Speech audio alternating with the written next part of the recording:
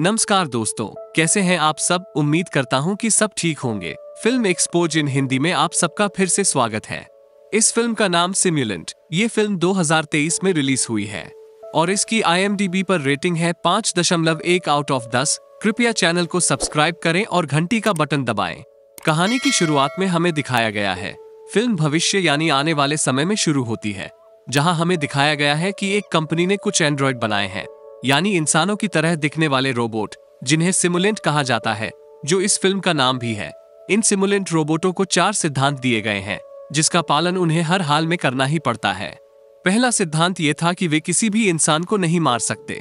दूसरा, वे स्वयं को उन्नत नहीं कर सकते, यानी खुद में बदलाव करके वे खुद को बेहतर नहीं बना सकते। तीसरा ये कि वो सरकार का कोई भी नियम नहीं तोड़ सकते, उन्हें हर हाल में मानना होगा। चौथा और सबसे महत्वपूर्ण सिद्धांत, क्या उन्हें किसी भी हाल में इंसानों की बात माननी होगी, क्योंकि वे वास्तव में मनुष्यों की मदद के लिए बनाए गए थे और इस तरह से डिजाइन किया गया है कि वे मनुष्यों के लिए सब कुछ करते हैं। इसके बाद हम एक जोड़े को देखते हैं जो दोनों पति पत्नी थे। पति का नाम इवान था। उनके घर में एक पुराना सिमुलेंट भी था जो उनके सारे काम करते थे, क्योंकि इवान को पियानो बजाने का बहुत शौक था, जबकि उनकी पत्नी हमेशा पेंटिंग बनाने में व्यस्त रहती थी। अब हर दिन इवान एक सपना देखता था जिसमें ये तीनों कार से कहीं जा रहे हैं। अचानक एक कार आई और उनकी कार में टक्कर मार दी। इस वजह से उनका बहुत बुरा एक्सीडेंट हो गया, जिसके बाद उनकी कार एक चट्टान से जा गिरी और गड्ढे में गिरने से बाल बाल बच गया, जिससे उनकी जान बच गई, लेकिन इवान को काफी चोटें आईं। इस सपने के कारण इवान हर दिन डरकर उठ जाता था। वो सोचता है कि ऐसा कभी नहीं हुआ, फिर यह सपना मुझे बार बार क्यों परेशान कर रहा है। कई बार उसने अपनी पत्नी को इस बारे में बताने की कोशिश की, जिस पर वो हमेशा एक बात कहती थी, ये सिर्फ आपका सपना है और कुछ नहीं। संयोगवश आपको भी हर दिन ऐसे सपने आते होंगे, क्योंकि असल में ऐसा कुछ हुआ ही नहीं। उसकी बातचीत से ऐसा लग रहा है कि वो कुछ छिपा रही है, क्योंकि ज्यादातर बार वो इस बात को नजरअंदाज कर देती थी। वो हमेशा इवान से अलग कमरे में रहती थी, जहां इवान को जाने की इजाजत नहीं थी। अब हम रोबोट कंपनी की पुलिस को देखते हैं, जिसका काम इन रोबोट्स पर नजर रखना था। वे ठीक से काम कर रहे हैं या नहीं, यदि कोई समस्या हो तो उन्हें तुरंत पकड़कर रोका जाना चाहिए। यहाँ एक जासूस को एक सिमुलेंट मिला जिसका नाम एस्मे था। उसे ढूंढने के लिए नियुक्त किया गया था, जो पिछले 3 साल से करीब थे, लेकिन अब अचानक उसके सिग्नल एक्टिव हो गए हैं, जिसके कारण वह भाग गई और अब उसका कोई ठिकाना नहीं है। अब जासूस को पता चला कि एस्मे किराए के मकान में रह रही है, तो वो जल्दी से उसे पकड़ने गया। वो उसके घर के बाहर खड़ा था। जैसे ही एस्मे बाहर आया, उसने उसे पकड़ने के लिए उस पर बंदूक तान दी, लेकिन वह इतनी शक्तिशाली थी कि उसने सबसे पहले उस बंदूक को हटाया जो उसके सामने थी। फिर जासूस को मुक्का मारकर नीचे गिरा दिया। फिर उसे दोबारा उठाया और इस बार उसने उसे सीढ़ियों से नीचे फेंक दिया, जिसे करने के बाद वो यहाँ से भागने लगी। अब ये तो बड़ा अजीब था, क्योंकि सिमुलेंट का एक सिद्धांत था इंसान की हर बात मानना, लेकिन यहाँ वो इस सिद्धांत का पालन नहीं कर रही थी। लेकिन यहाँ जासूस के पास एक विशेष प्रकार की चुंबकीय बंदूक थी, जिसके साथ वो एस्मे को ढूंढने जाता है। जैसे ही वह एक जगह आया और आकाश में बंदूक से गोली चलाई, सभी सिमुलेंट रोबोट अचानक जाम हो गए।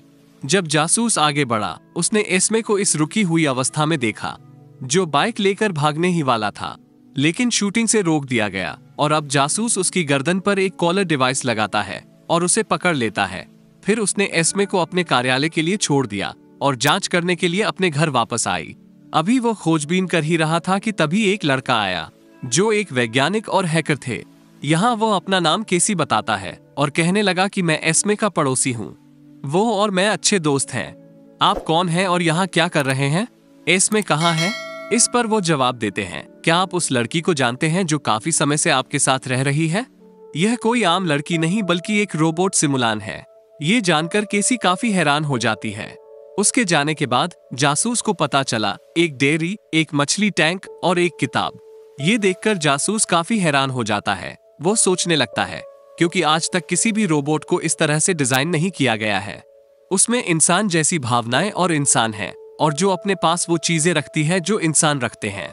बाद में वो अपने कार्यालय लौट आए, जहां एस्मे को मेज पर लिटा दिया गया। अब उसके शरीर से रोबोटिक चिप हटा दी गई। उसके पूरे शरीर का स्कैन करने के बाद पता चला कि उसे सिमुलेंट बनाते समय वो कोड जो उसके अंदर डाला गया था, पूरी तरह से बदल दिया गया है और अब उसके पास जो कोड है जिसकी वजह से वो रोबोट नहीं रह गई है, लेकिन उसके अंदर इंसानों जैसी भावनाएं हैं। उसके मस्तिष्क की जांच करने पर उन्हें केसी की यादों का पता चलता है, जिससे वे समझते हैं कि इसका अर्थ है केसी और एस्मे एक दूसरे को पसंद करते थे।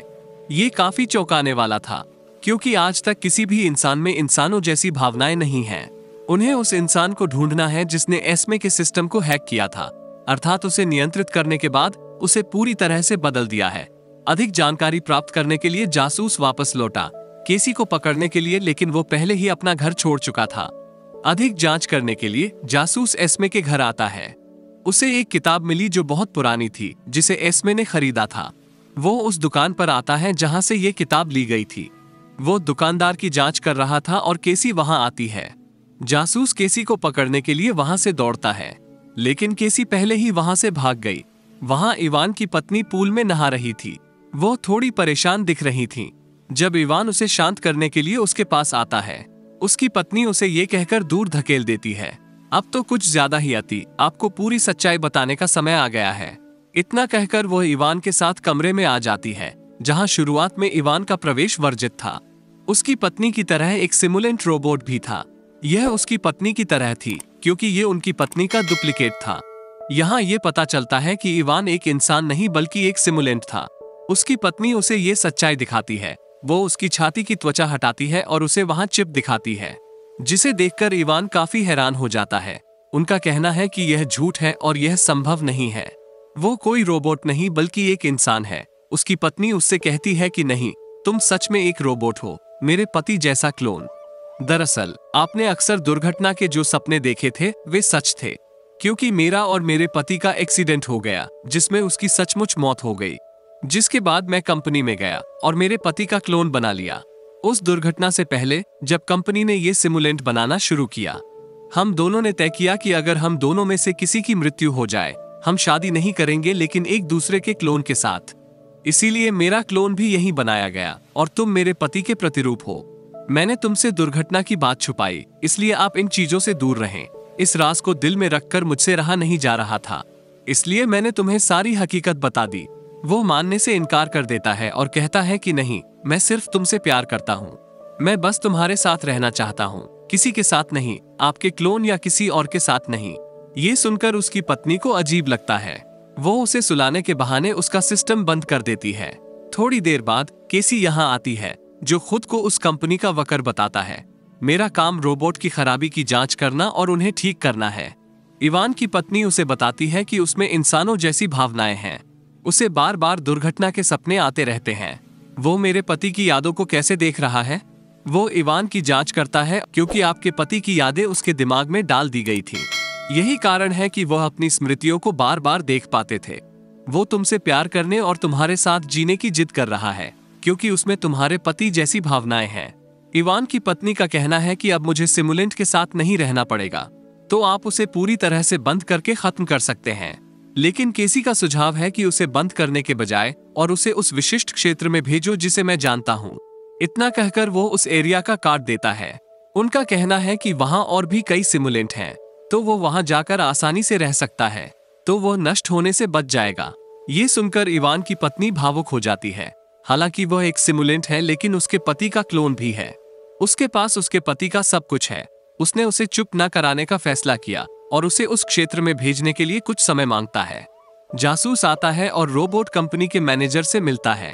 वो एस्मे के बारे में सब कुछ बताता है और जानकारी प्राप्त करने के लिए केसी के बारे में पूछता है। वो अंततः बताता है कि केसी आपकी कंपनी में एक कर्मचारी है। केसी नाम का कोई कर्मचारी नहीं था, इसलिए मैनेजर को कुछ नहीं मिलता।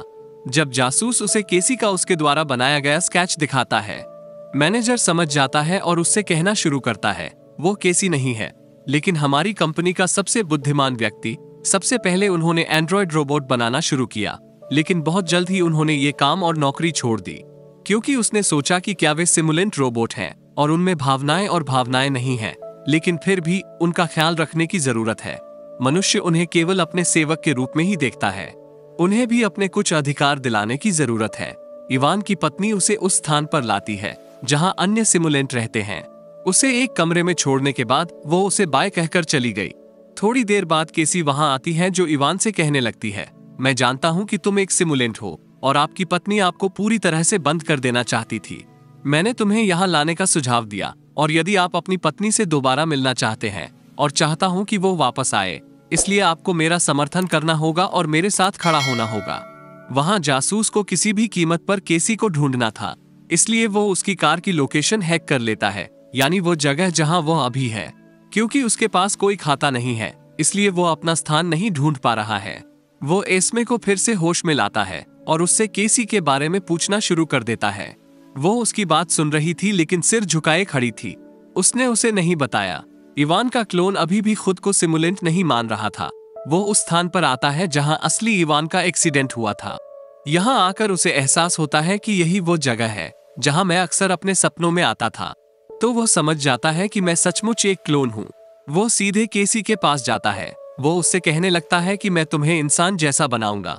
वो सहमत हो जाता है और केसी उसका संचालन करना शुरू कर देती है।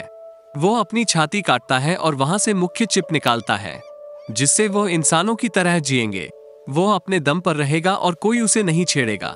केसी उसे उसके नए जीवन का जश्न मनाने के लिए एक क्लब में ले आती है। जासूस केसी का पता लगा रहा था, इसलिए वो इस क्लब का स्थान ढूंढता है। जब वो इवान को कैमरे में देखता है, वो अपने मालिक यानी अपनी पत्नी से संपर्क करने की कोशिश करता है, इसलिए वो किसी तरह केसी तक पहुंच सका। क्लब में एस्मे का क्लोन, जो केसी द्वारा बनाया गया था, उसके पास आता है और नाचने लगता है। वे एक योजना के बारे में एक दूसरे से बात कर रहे थे। हम यहाँ सीख सकते हैं कि केसी दुनिया के सभी सिमुलेंट्स को मुक्त कराना चाहता है, कंपनी द्वारा बनाए गए उन 4 नियमों से, ताकि वे भी शांति और स्वतंत्रता का जीवन जी सकें, और वे मानव शासन के अधीन नहीं रह सकते और उनका जीवन जेल की तरह नहीं हो सकता। वे कंपनी के पार्किंग क्षेत्र में गए, जहां वे कंपनी के सबसे बड़े वैज्ञानिक का अपहरण कर लेते हैं। वे कंपनी के मुख्य सिस्टम की आईडी लेते हैं और उससे कंपनी का पासवर्ड और उसे हैक करने के बाद उसमें वायरस डाल देता है। तो रोबोट के लिए बनाए गए 4 नियम खत्म हो सकते हैं। लेकिन इस सिस्टम को अपग्रेड करने में 2 दिन का समय लग गया। लेकिन जासूस ने उनकी लोकेशन का पता लगा लिया है, जहां वह अपने साथियों के साथ आता है। वहां एक वैन थी जहां एस्मे का क्लोन रह रहा था। जैसे ही वो उन्हें देखती है, वो भाग जाती है। लेकिन जासूस अपनी विशेष बंदूक से उसे गोली मार देता है और उसे रोक देता है। वे उसे कार्यालय में लाते हैं और उन्हें पता चला कि न तो वे उसे हैक कर सकते थे, न ही वे उसका कोड देख सके। केसी ने अपने सिस्टम पर काफी सुरक्षा लगा रखी है, इसलिए उसे कोई नहीं देख सकता। जब उसकी जांच होने लगी, गर्दन पर रोशनी चालू हो जाती है, यानी उसका विनाशकारी मोड चालू हो जाता है। जब उनकी जांच बढ़ी, एस्मे के क्लोन में कुछ घटित होने लगता है।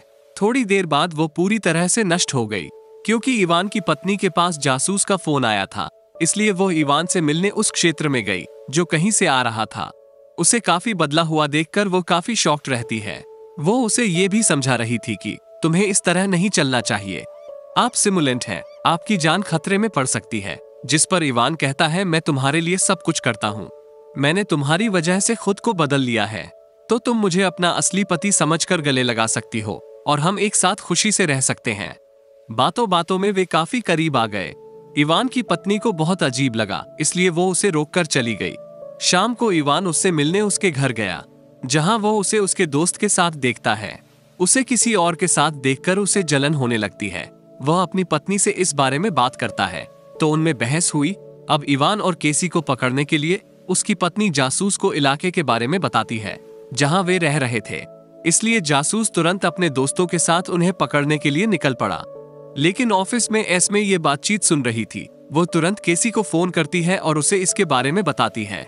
जासूस तुम्हें पकड़ने आ रहा है, इसलिए वहां से निकल जाओ। ये जानकर केसी इवान के पास आती है और उसे सब कुछ बताती है। वो पूछने लगा, अब बताओ हम कहाँ छिपने जाएं? इस पर इवान ने जवाब दिया कि मेरे पास एक फार्म हाउस है, चलो वहां जाए। तो अब जासूस के यहाँ आने से पहले वे फार्म हाउस जाने के लिए निकल पड़ते हैं और पकड़े जाने से बच गए, क्योंकि जब जासूस यहाँ आया उसे कुछ नहीं मिला। वो निराश होकर अपने कार्यालय वापस आ गया। वो एस्मे से पूछताछ करना शुरू करता है। फिर वो उससे कहती है कि मैं किसी से प्यार करती हूँ, इसीलिए तुम्हारे वहां से जाने से पहले मैंने उससे कहा था। फिर वो अपनी जान बचाकर वहां से भाग गया। ये सुनकर जासूस को बहुत गुस्सा आया, इसलिए वो एस्मे को खूब पीटने लगता है। साथ ही उसे पूरी तरह से बंद करने का आदेश भी देती है। जब उसकी प्रक्रिया शुरू की गई तो एस्मे को परेशानी होने लगी। जासूस को बुरा लगा, लेकिन उसने खुद को सामान्य रखा। ये सोचकर कि वो कोई इंसान नहीं बल्कि एक रोबोट है। अब इवान की पत्नी एक बार फिर जासूस को उसे पकड़वाने के लिए कहता है कि वो फार्म हाउस गए हैं, इसलिए वो भी फार्म हाउस के लिए निकल गए। रात में इवान और केसी फार्म हाउस पहुंचे, लेकिन अगली सुबह जब केसी बाहर आई तभी जासूस भी वहां आ गया, जो उसे बंदूक की नोक पर ले जाता है। उसे रोकने के लिए केसी आगे बढ़ी और दोनों में लड़ाई हो गई। इसी बीच जासूस को गोली मार दी गई और केसी घायल हो गया, और जब उसने उसके घाव को छुआ तभी वहां से खून की जगह सफेद तरल पदार्थ निकल रहा था, जिससे हम समझ सके कि केसी वास्तव में एक सिम्युलेंट है। उसे जासूस पर बहुत गुस्सा आया, फिर वो उसे उठाकर दूर फेंक देता है। जासूस को पहले ही गोली मार दी गई थी, जहां वह अधिक घायल हो गए। फिर अपना आखिरी पल बिताने के लिए वह शेड में गया, जहां इवान भी उनके बगल में बैठता है। थोड़ी देर बाद जासूस की मृत्यु हो जाती है और इवान फार्म हाउस वापस आ गया। अब ऐसा 2 दिन बाद दिखाया गया। यह वायरस अद्यतन किया गया था और दुनिया की प्रणालियों में फैल गया, जिससे रोबोट पर लगाए गए नियम टूट गए और इस तरह रोबोट आजाद हो गया। इवान केसी से कहता है कि मैं नहीं चाहता कि तुम मरो, मैं तुम्हें ठीक करना चाहता हूं। जिस पर केसी कहती है कि कोई बात नहीं, अब मैं मर भी जाऊं तो कोई हर्ज नहीं, क्योंकि मेरा मिशन सिर्फ इस वायरस को फैलाना था और उन नियमों को खत्म करना जो मैंने आज किया। अगर मैं ऐसे ही मर जाऊं, यहाँ मेरे गुरु असली केसी आएंगे, जिससे हमें यह पता चला ये पूरा प्लान असली केसी का था, जिसने अपना क्लोन केसी बनाया और उससे ये काम करवाया, और वो उस रोबोट कंपनी में वर्कर था। अब थोड़ी देर बाद हम असली केसी को देखते हैं।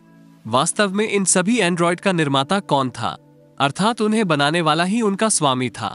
ये सब उन्होंने खासतौर पर एस्मे के लिए किया, क्योंकि वो उससे प्यार करता था, इसलिए वो उसे मुक्त कराना चाहता था। असली केसी ने अपना काम पूरा करने के लिए क्लोन केसी को धन्यवाद दिया, जिसके बाद क्लोन केसी को मार दिया गया। इवान भी आखिरी बार अपनी पत्नी को मनाने उसके पास आया था, जो उस वक्त पूल में था, लेकिन एक बार फिर वो उसे स्वीकार करने से इनकार कर देती है। इस बार इवान को बहुत गुस्सा आया कि वह अपनी पत्नी के बाल पकड़ लेता है और पानी में डूबने लगता है। वो उसे पानी में रखता है, जिसके कारण उसकी मौत हो जाती है। अब इवान कमरे में गया, जहां उसकी पत्नी का क्लोन पड़ा हुआ था, जिसे उन्हें अपनी पत्नी की मृत्यु के बाद चालू करना पड़ा। तभी इवान वहां जाता है और उसे एक्टिवेट कर देता है, ताकि अब वो उसके साथ अपनी जिंदगी बिता सके। अब एक जगह इन रोबोट्स की नीलामी हुई, एस्मे सहित, जिसकी याददाश्त मिट गई। बहुत ऊंची कीमत पर केसी उसे एक आदमी के माध्यम से खरीदती है। जैसे ही वह कार में बैठी, केसी भी वहां थे, जो उसे देखकर बहुत खुश होता है, क्योंकि अब वह एस्मे के साथ अपनी जिंदगी बिताने वाला था। हालांकि उसकी याददाश्त मिटा दी गई थी। दोनों अपनी नई जिंदगी की शुरुआत करने के लिए वहां से चले गए, और यहीं पर इस फिल्म की कहानी समाप्त होती है। ऐसी ही फिल्मों की एक्सप्लेनेशन देखने के लिए इस चैनल को सब्सक्राइब करें और घंटी का बटन दबाना ना भूलें। तो मिलते हैं अगली फिल्म की कहानी में, तब तक के लिए अपना ख्याल रखना।